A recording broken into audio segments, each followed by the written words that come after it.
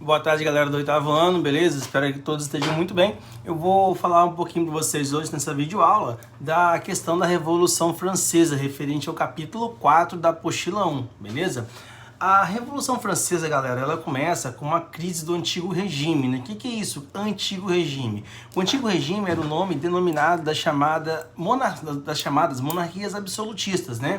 Bom, na França ela tem um culpado, né? Que é o monarca, no caso o Luís XIV, depois o Luís XVI, ele segura esse rojão totalmente, né? Já que o avô dele tinha começado algumas guerras, principalmente com os Estados Unidos, com a Inglaterra, contra a Inglaterra, perdão, lá na América, né? Em se tratando de Europa, a população acaba sofrendo essas consequências. Que população?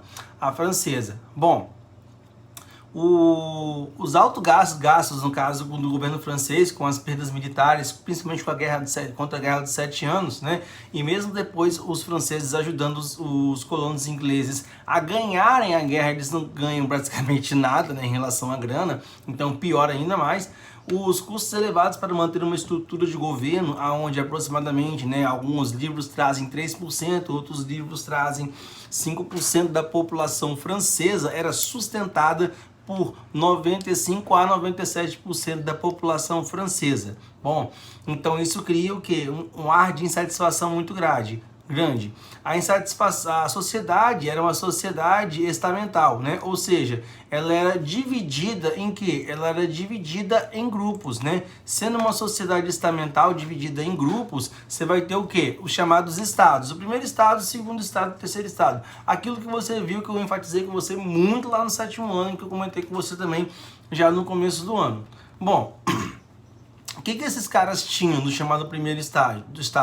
O primeiro estado, o primeiro e segundo estado, para ser mais claro, que representavam de 3 a 5% da população francesa, eles tinham privilégios, tá? Não pagavam impostos, recebiam pensões do governo, controlavam cargos públicos, então para eles era tudo lindo e maravilhoso. Já o terceiro estado, que era composto pela burguesia, né? Camponeses, miseráveis, urbanos, né, chamados sans-culottes, sendo excluídos da política e eles eram responsáveis pelo pagamento de todos os impostos, tá? Então havia constante aumento dos impostos. Por quê? As coisas elas inflacionavam, elas aumentavam de preço. E quem pagava o pato? Quem pagava essa situação toda? Quem pagava os altos custos, no caso do Estado, era a população pobre. Tudo bem, nada muito diferente de hoje, né? Mas para você ver que lá também eles vão fazer uma mudança muito drástica em relação a esse processo. Bom, então, essas tentativas de tributar as pessoas nobres e o clero já era há muito tempo requisitada, tá? Já que havia vários aumentos de impostos, né? Lembrando, nobres e clérigos, eles não pagavam impostos, tá? Mas não foram aceitas por esses grupos que tinham grande influência. O primeiro e o segundo estado, eles controlam a política de toda a França até esse certo momento. Então não adianta falar assim, pessoal, ou alguém do terceiro estado vai sugerir fazer uma lei. Nessa época, a voto era chamada voto por estado, você não tinha um voto por cabeça. Como assim? Vamos supor, tem eu e mais 2 amigos. Então, um amigo não quer ir, por exemplo, na festa A, mas eu e meu outro amigo, nós queremos ir na festa B. Então, nós convencemos esse amigo A que os 3 devem ir na festa B e não na festa A. Beleza? Então, é assim que as coisas funcionavam dessa maneira, com os 3 estados. Cada um estado, o clero tinha direito a um voto, a nobreza tinha direito a um voto e o terceiro estado tinha direito a outro voto. Lembrando, o terceiro estado, que tinha direito a apenas um voto, ele representava de 95 a 97% da população francesa, tá? Bom, a situação com as perdas agrícolas, né, gera uma crise de abastecimento e uma crise de inflação e também inaugura uma crise social.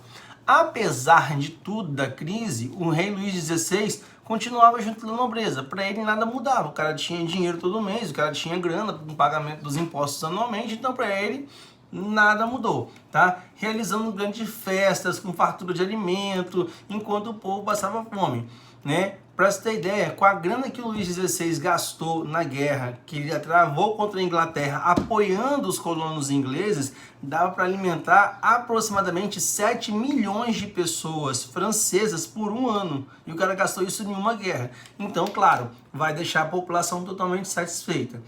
que a população vai fazer, né? O que o Luís XVI vai fazer? No desespero, não sabendo o que fazer com as contas que estavam cada vez subiam mais e mais. Ele convoca um camarada chamado Jack Neger, para ajudar ele. Só que Jack Neger, ele era um pensador iluminista. Ele tinha uma ideia liberal, ele tinha uma ideia também democrática de juntar a galera para decidir aquilo que iria acontecer. O Luís XVI, então, por meio do Jack Neger, convoca a Assembleia dos Estados Gerais para discutir a questão tributária e a crise financeira. Aí entra a ideia dos iluministas. Na Assembleia, esse voto era um voto por estamento, ou seja, voto por Estado.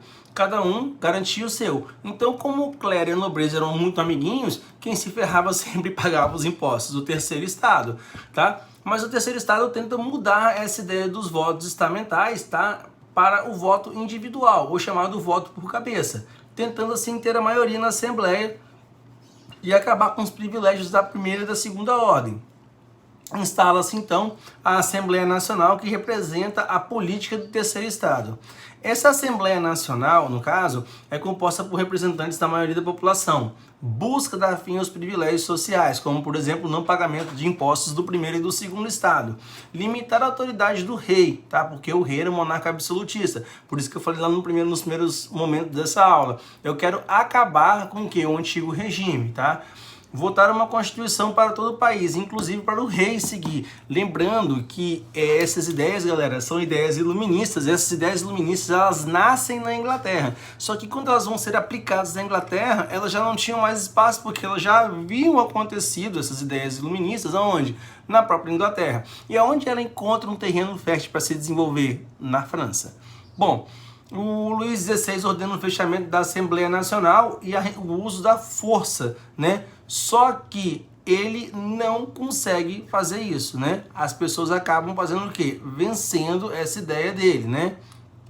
Bom, na Assembleia Nacional Constituinte, né, de 1789 a 1791, né, o terceiro Estado se declara, no caso, o líder de todo o processo, ou seja, eles que vão fazer as leis. Ah, professor, primeiro e segundo Estado. Galera, só você pensar o seguinte, né?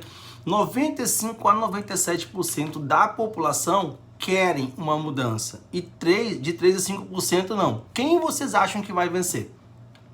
Pensa, é grátis, tá?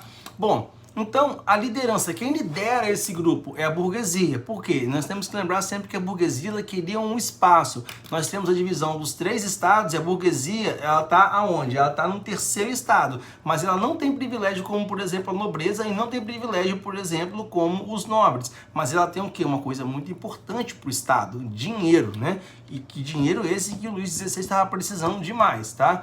Em 14 de julho de 1789, ocorre a queda da Bastilha, que marca o início da Revolução Popular. Os populares entram na Bastilha, que além de uma prisão, era um local onde se guardava pólvora, né, por causa de guerra, e as pessoas começam a fazer o quê? Começam a desmontar, eles desmancham a Bastilha, basicamente na mão e na marretada, tá? Além de matar os soldados todos que estavam lá dentro, libertar uma galera, etc. Em toda a França, por exemplo, camponeses ansculotes passaram a destruir os bens e matar os nobres, tá? E clérigos, levando o chamado grande medo, né? Por quê? Quando a população ela toma ciência do poder que ela tem, do poder que ela representa, o que ela faz? Ela vai sair atacando junto com todo mundo, né? E quando ela faz isso, você cria um clima de instabilidade muito grande, porque parece que tudo é permissivo, ou seja, tudo é injustificativa para você prejudicar o clero e prejudicar a nobreza, tá? Ocorre o fim dos privilégios feudais, a servidão é abolida, né? Acaba a servidão nesse momento na França. É votada e aprovada nessa fase da Revolução a Declaração dos Direitos do Homem e do Cidadão. Aquilo que vai vir a dar futuramente a ideia da Constituição que vai ser realizada na França. Ocorre o confisco e nacionalização dos bens da igreja, porque, segundo uma ideia iluminista, Estado e igreja eles têm que estar separados, eles não podem estar juntos. No antigo regime eles estavam juntos, e agora com a questão da imposição do iluminismo, você vai ver a questão da separação Estado e Igreja. Então o Estado passa a ser laico. O que significa o Estado ser laico? O Estado ele não tem religião oficial. Se ele não tem religião oficial, eu posso ter a religião que eu quiser, eu posso ter a religião que eu quiser, inclusive eu posso não ter religião, que não tem problema, o Estado não vai me punir. Antigamente o Estado, né, na França, com Luís XVI, até Luís XVI, obrigava as pessoas a terem uma religião. Que religião é essa? A cristã católica, tá? É aprovada a Constituição em 1791, que estabelece uma monarquia constitucional. Você continua tendo rei, só que esse rei ele deve obedecer a Constituição igual a todo mundo. Ele passa a ser igual a todo mundo. Ele não é mais o monarca que manda em todo mundo, tá bom? A divisão dos poderes, tá? Essa divisão dos poderes é uma ideia do iluminista Montesquieu, francês, tá? É divisão em a divisão em 3 poderes, em poder executivo, legislativo e judiciário. Esses 3 poderes, eles têm que ter a mesma capacidade, eles têm que ter a mesma força. Nenhum dos 3 poderes pode sobrepor o outro, tá? O voto censitário, o voto por renda, geralmente, eles vão fazer isso, né? Para quê? Para manter a burguesia. Veja bem, quem tem dinheiro quer estar no lugar de quem tem poder nessa época, que são os burgueses. A liberdade do comércio e o principal que eu já comentei anteriormente, a separação do Estado e da Igreja, beleza? Galera, na próxima aula eu vou trabalhar com vocês a questão da segunda parte desse capítulo 4 da apostila 1, beleza? Qualquer tipo de dúvida, perguntas, questões, indagações, esclarecimentos, questionamentos, entre em contato comigo através do e-mail armando.isdehistoria@apvix.com.br. Beleza? Valeu, galera. Abração.